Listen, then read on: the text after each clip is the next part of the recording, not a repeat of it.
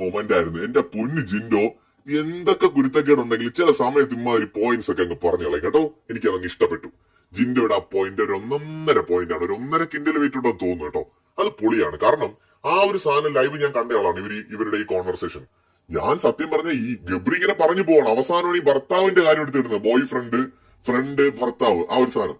അപ്പൊ ഞാൻ ഇവനിത് എന്തുവാണ് ഈ പറയുന്നത്? ഇപ്പൊ സാധാരണ ഭർത്താവാണെന്നൊക്കെ പറയണമെങ്കിൽ ആ ഒരു വേർഡിന്റെ മീനിങ് ഒക്കെ നമുക്കറിയാം.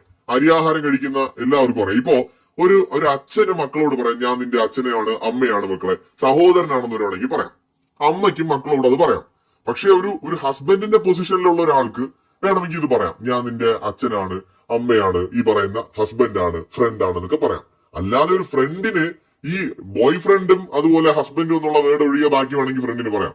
ഭയങ്കര കെയറിംഗ് ഒക്കെ ആയിട്ടുള്ള ഒരു ഫ്രണ്ട് ആണെങ്കിൽ പോട്ടെ, ബെസ്റ്റി എന്നൊക്കെ പറയുന്ന സാധനം ഉണ്ടല്ലോ, ആ സാധനത്തിനൊക്കെ പറയാം, പോട്ടെന്ന് വയ്ക്കാം നമുക്ക്. പക്ഷെ അവിടെ